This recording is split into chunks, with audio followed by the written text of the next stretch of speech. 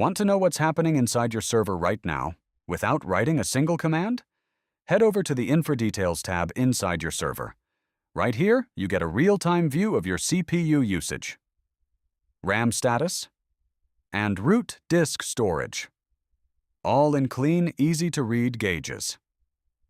No terminal, no scripts, just live data at a glance.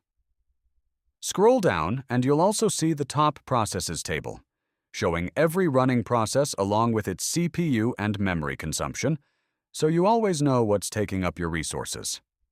And it gets even better.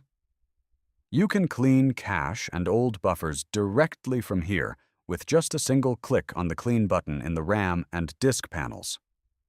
No commands needed. That's real-time infrastructure monitoring, built for everyone. Not just DevOps experts. Simple, visual, and always up to date.